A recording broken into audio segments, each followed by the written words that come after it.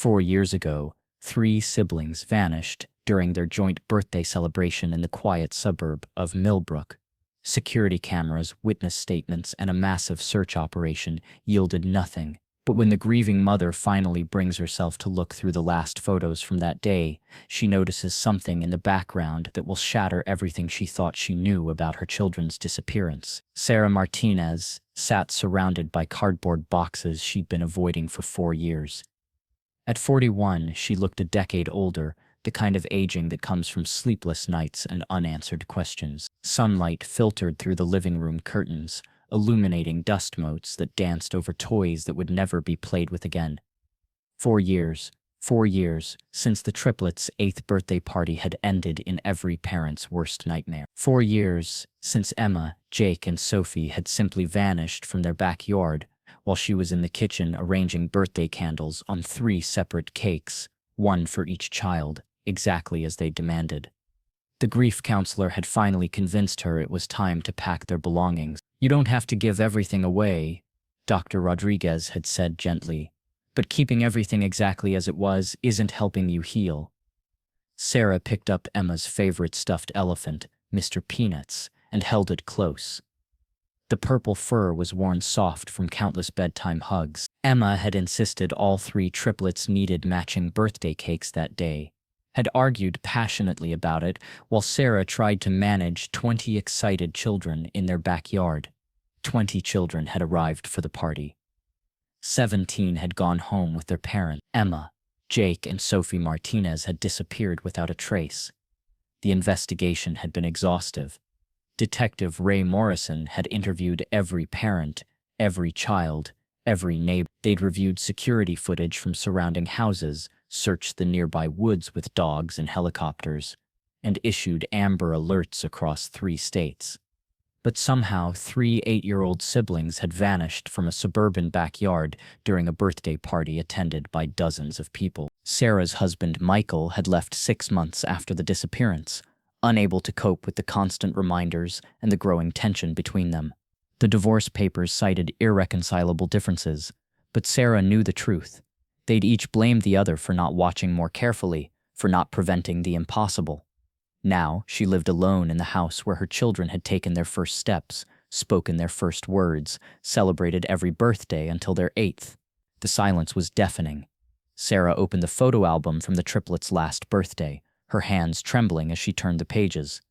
She'd only looked at these pictures once before, the day after the disappearance, when police needed them for the investigation. The images were too painful. Emma's bright smile, Jake's gap-toothed grin, Sophie's neat braids decorated with birthday ribbons, but Dr. Rodriguez had insisted. "Looking at happy memories can be part of healing, Sarah. They were joyful that day. Hold on to that joy." The early photos showed the party setup, colorful balloons tied to the fence, 3 bounce houses in different corners of the yard, one for each child's favorite color, a long table covered with superhero-themed tablecloths. The triplets had spent weeks planning every detail, each wanting their section of the party to be perfect. "We want it to be the best birthday party ever," Emma had announced as their unofficial spokesperson. "Better than the Henderson twins' party last year." Sarah wiped tears from her eyes as she continued through the album. There were the triplets blowing out their candles simultaneously, surrounded by friends and family. All 3 children were laughing at something their grandfather had said off camera. It was the last photo taken of them together. She turned the page and found the final set of pictures. Candid shots of the children playing after cake time. Parents had been mingling on the patio while the kids ran around the enormous backyard. Sarah remembered feeling proud of how well the party was going, thinking all 3 children would have the perfect birthday they'd dreamed of. That's when she noticed something she'd missed 4 years ago. In the background of one photo, barely visible behind the red bounce house, was a dark green Honda Civic parked on the street. Sarah squinted at the image, then got up to find the magnifying glass from Jake's detective kit.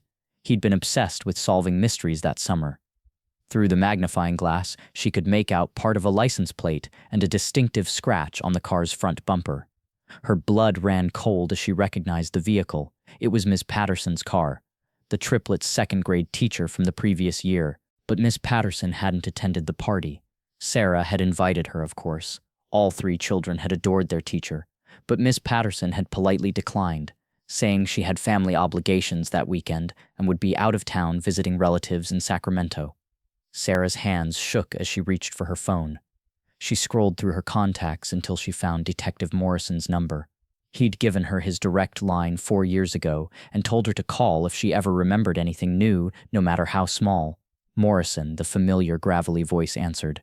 "Detective, it's Sarah Martinez, the triplets' mother." A pause. "Sarah, how are you holding up? I found something, in the photos from the party, something we missed." "What kind of something?" Sarah took a deep breath. "Miss Patterson's car, the children's teacher from 2nd grade. She's parked on the street during the party, but she told me she couldn't come, said she was visiting family in Sacramento." Morrison was quiet for a long moment. "Sarah, are you absolutely certain it's her vehicle? I've seen that car hundreds of times in the school pickup line. Same color, same model, same scratch on the front bumper from when she scraped a pole in the teacher's parking lot. The triplets pointed it out to me dozens of times. They thought it looked like a sad face. I'll be right over." While waiting for Morrison, Sarah stared at the photograph, her mind racing through implications she didn't want to consider. Margaret Patterson had been the triplets' favorite teacher. They talked about her constantly, had begged Sarah to invite her to the birthday party. As Sarah waited for Morrison, she noticed something that made her stomach drop. On her kitchen counter sat a coffee cup she didn't remember using, a mug with cartoon characters that belonged to her children's dish set. The coffee inside was still slightly warm to the touch. Someone had been in her house recently, someone who knew she'd found the photograph. Detective Morrison arrived an hour later, looking older and more tired than Sarah remembered. At 54, he'd been working missing persons cases for over 2 decades, but the disappearance of 3 siblings from a birthday party had haunted him in ways he'd never experienced. "Show me the photo," he said without preamble. Sarah handed him the album, pointing to the image with the car visible in the background. Morrison studied it through the magnifying glass, his expression growing increasingly grim. "That's definitely a Honda Civic, dark green, probably 2015 or 2016 model," he confirmed. "And you're certain this belongs to Margaret Patterson?" "Positive. Emma, Jake, and Sophie pointed it out to me at least 50 times in the school pickup line. They were fascinated by that scratch because they said it looked like the car was sad." Morrison made notes in a small notebook he'd pulled from his jacket pocket. "Sarah, I need you to think carefully. Did Ms. Patterson ever show unusual interest in the triplets? Ask personal questions about your family, your schedule, your home." Sarah felt sick as she considered the question. She did ask a lot of questions at parent-teacher conferences about their routine, what time they went to bed, whether they had any allergies or medical conditions, but I thought she was just being thorough. Morrison also mentioned the warm coffee cup, and he immediately called for a forensics team to process the house for any signs of unauthorized entry. They found evidence that someone had indeed been inside, fingerprints on doorknobs that didn't match Sarah's, and most disturbing, a small listening device hidden behind the family photos in the living room. "Whoever was here has been monitoring you for some time," the forensics technician reported. "This device can transmit audio to a receiver within a mile radius." Morrison's expression darkened. "Sarah, pack a bag. You're not staying here tonight. If Patterson knows you found that photograph, you could be in danger." Detective Morrison began investigating Margaret Patterson's background while Sarah stayed at her sister's house across town. What he found was deeply troubling and suggested a level of planning and deception that went far beyond a spontaneous crime. She left Millbrook Elementary 18 months after the disappearance, Morrison reported the next morning, claimed there was a family emergency and she needed to relocate immediately to care for her sick mother in Sacramento. Morrison had contacted school districts throughout the Sacramento area. No record of a Margaret Patterson being hired by any educational institution in the region. Her resignation letter mentioned accepting a teaching position, but it doesn't exist. The breakthrough came when they searched Patterson's abandoned apartment. The landlord had mentioned she'd left belongings behind when she vacated suddenly in late 2021.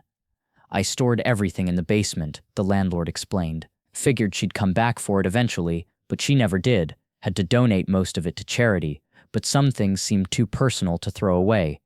Among the items that remained were children's artwork and school projects that made Morrison's blood run cold. Handmade cards, crayon drawings, and school assignments, all signed with the names Emma, Jake, and Sophie in handwriting that showed progressive development over time. "Sarah, these are signed with your children's names, but look at the dates." The artwork bore dates from months and even years after the triplets' disappearance. Report cards showing academic progress, art projects demonstrating developing skills, even what appeared to be homework assignments in subjects far more advanced than typical elementary school curriculum. These were created months, even years after the children vanished, Morrison told Sarah. She's been in contact with them this entire time. More than that, she's been providing them with education. But the most chilling discovery was a photo album hidden in a box of Patterson's books. It contained pictures of the triplets at different ages, 8, 9, 10, 11. Recent photos showing them growing up somewhere else, somewhere Sarah had never seen. The photos were carefully organized and dated. Emma, with longer hair, working on an intricate art project that looked far beyond her years. Jake reading books that appeared to be high school or even college level. Sophie playing what appeared to be a violin with the concentration of someone who'd been studying music seriously for years. All three children looked healthy and well cared for, but there was something different in their expressions. The spontaneous joy that had characterized them in the birthday photos was replaced by more careful, composed expressions. They looked like children who'd been taught to control their emotions, to think before reacting. "They're alive," Sarah whispered, staring at images of her children she'd never seen before. "They've been alive this whole time, and she's been what? Raising them, teaching them." Morrison studied the backgrounds of the photos carefully. These were taken at some kind of institutional facility. Look at the rooms, multiple classrooms, educational equipment, residential areas. This isn't someone's home. It's a school or residential facility designed for long-term occupation. That evening, as Sarah tried to process the reality that her children had been alive and growing up without her for 4 years, her phone rang. The caller ID showed unknown number. "Hello, Sarah," came a familiar voice that made her blood freeze. "I think you've been looking at some photos that don't belong to you." It was Ms. Patterson, and judging by the clarity of the connection, she was calling from somewhere very close by. "Where are my children?" Sarah demanded, her voice shaking with 4 years of suppressed rage and grief. "Your children are exactly where they belong, receiving an education that will prepare them for extraordinary lives, much more extraordinary than anything they would have achieved in your suburban mediocrity. Let me talk to them. They're busy with their studies right now. Emma is working on advanced artistic techniques that most college students never master. Jake is studying theoretical mathematics that will prepare him for graduate-level research. Sophie is practicing Mandarin and advanced musical composition. They've become quite accomplished over the past 4 years." Sarah's voice cracked. "They think I'm dead, don't they?" "You told them I was dead." Patterson's laugh was cold and calculating. "I told them the truth, Sarah, that their old life ended the day I rescued them from it. They barely remember you now. They call me Teacher Patterson, and they understand that I'm the only family they need. You're a monster. I'm a visionary, and if you continue this investigation, you'll never see them again. They trust me completely. I've been their only adult authority figure for 4 years. If I tell them you're dangerous, that you want to hurt them or take them away from everything they've learned to love, they'll believe me without question." The line went dead before Sarah could respond. Morrison, who had been listening and recording the call, immediately contacted the FBI. The call had been traced to a cell tower approximately 15 miles northwest of Millbrook, but by the time police units reached the area, there was no sign of Patterson or any unusual activity. FBI agent Jennifer Kim arrived the next morning with a team of specialists in child abduction and psychological manipulation cases. She was a woman in her early 40s with the kind of focused intensity that came from years of dealing with the worst crimes against children. "We've been tracking cases similar to this across the Pacific Northwest for the past 2 years, Agent Kim explained to Morrison and Sarah. Educators who target gifted children, convince families they're providing special opportunities, then disappear with the children entirely. Agent Kim had run Patterson's background through federal databases, and what she'd found was disturbing. Her real name is Maria Santos, and she has a criminal history. She was arrested in Phoenix 3 years before the Martinez incident for taking 3 children on an unauthorized trip.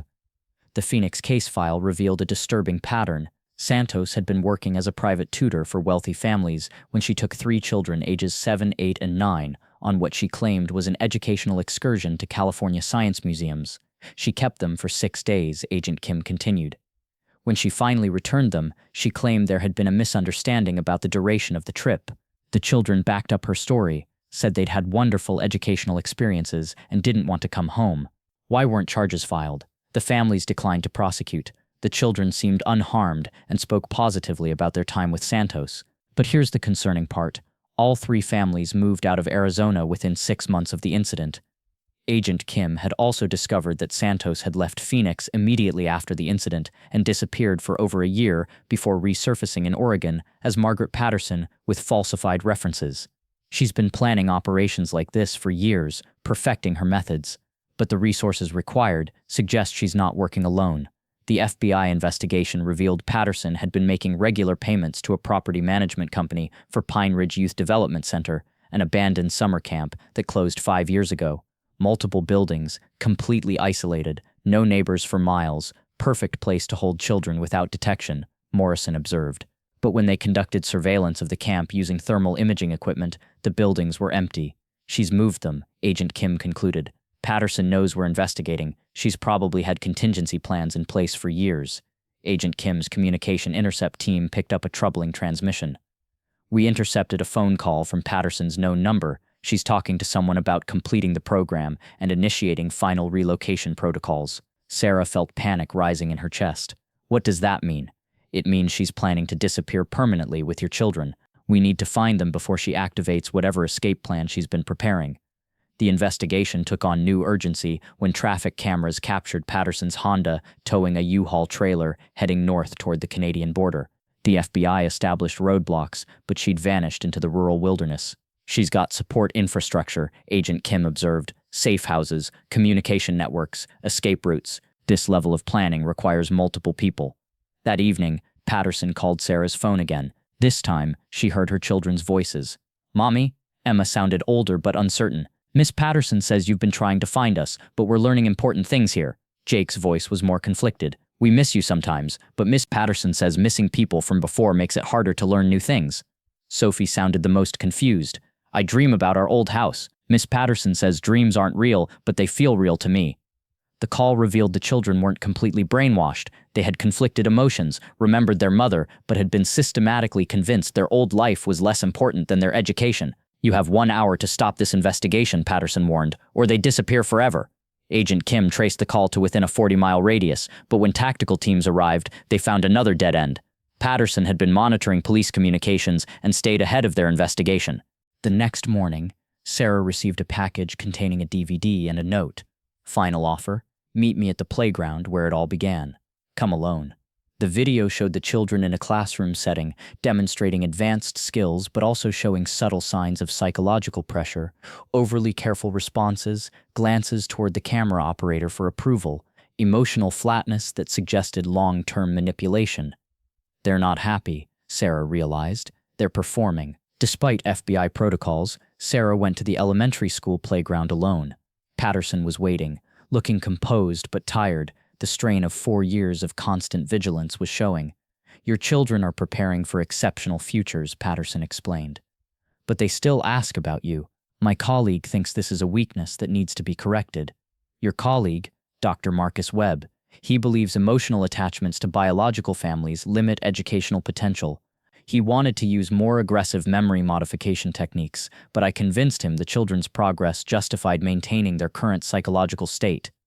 Sarah realized Patterson wasn't the mastermind. She was part of a larger operation and possibly the more humane element within it. "Where are they now?" Patterson showed her a tablet with a live feed of the children in a car. "En route to Dr. Webb's primary facility. If you continue this investigation, he'll implement complete memory restructuring. They'll forget you entirely." Police cars appeared at the playground's perimeter. Morrison had followed despite Sarah's instructions. "You called them," Patterson observed sadly. "I was hoping we could reach an accommodation. Now Dr. Webb will initiate Protocol 7. What's Protocol 7? Complete identity replacement. New names, altered appearances through minor cosmetic procedures, new family histories. Your children will become someone else's children, and you'll never find them." As Patterson was arrested, she looked genuinely distressed. "I tried to preserve their memories of you. Dr. Webb won't be so sentimental." Margaret Patterson pled guilty to kidnapping, but refused to reveal the location of Dr. Webb's facility or provide information about the larger network. She maintained that she'd been trying to protect the children from more extreme psychological modification. "Webb believes biological family attachments are evolutionary mistakes," she told investigators. I convinced him that gradual separation was more effective than traumatic severance. But now that you've found me, he'll accelerate the process. The FBI investigation expanded, but Dr. Marcus Webb proved to be a ghost, multiple false identities, international connections, and resources that suggested significant organizational backing. Agent Kim worked with international agencies to track Webb's network. We've identified similar operations in Canada, the UK, and Australia. This appears to be part of a larger program that targets exceptionally gifted children worldwide. For what purpose? Unknown, but the level of education these children receive suggests they're being prepared for specific roles, possibly in technology, science, or international relations. Sarah continued her search with the help of missing children organizations and private investigators. The case remained active, but leads grew scarce as months passed without contact. 2 years later, Sarah received another photograph in an unmarked envelope. The children looked older, more changed. Emma's face showed subtle alterations that might be early cosmetic modifications. Jake's expression was completely different, confident but emotionally distant. Sophie was barely recognizable, her features somehow refined and her posture suggesting years of intensive training. But there was something else in the photo that gave Sarah hope. Hidden in Sophie's hand was a small origami crane, something Sarah had taught her to make years ago. Despite everything they'd been through, despite the psychological conditioning and possible physical alterations, the children were fighting to remember their mother. The search continues. Sarah has aged visibly in the years since the children's disappearance, but her determination has never wavered.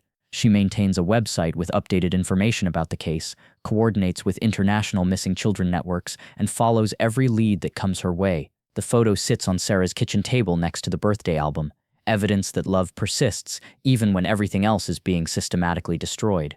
Somewhere, Emma, Jake, and Sophie are growing up in an environment designed to remake them into someone else's vision of human potential, but they're still making origami cranes, still trying to remember the mother who refuses to stop looking for them. Dr. Marcus Webb remains at large, his network continues to operate, and other families face the same nightmare Sarah has endured. But every origami crane is a message. We remember, we resist, we're still your children. The search continues, because some bonds are stronger than any programming designed to break them. And sometimes, love finds a way to survive even the most sophisticated attempts to destroy it. Margaret Patterson serves a life sentence, still maintaining that she was trying to protect the children from worse fates. In her prison interviews, she speaks of Dr. Webb with a mixture of respect and fear, describing him as a visionary who believes human evolution requires separating exceptional children from ordinary families. You think you're saving them, she told Sarah during one prison visit, but you don't understand what they could become under proper guidance. Your love for them is the very thing that will limit their potential. Sarah's response was simple. My love for them is the only thing that will bring them home. The birthday party photo remains framed on Sarah's mantelpiece, not as a memorial to what was lost, but as evidence of what endures. 3 children laughing together on their last day of innocence, unaware that someone was already watching, already planning to steal not just their freedom, but their very identities. But identities forged by love run deeper than any conditioning imposed by force. Somewhere, 3 young people are fighting to remember who they really are, and somewhere, a mother continues searching, following a trail of origami cranes back to the children who refuse to be completely lost. The story isn't over. The search continues, and love, stubborn and persistent, refuses to accept defeat.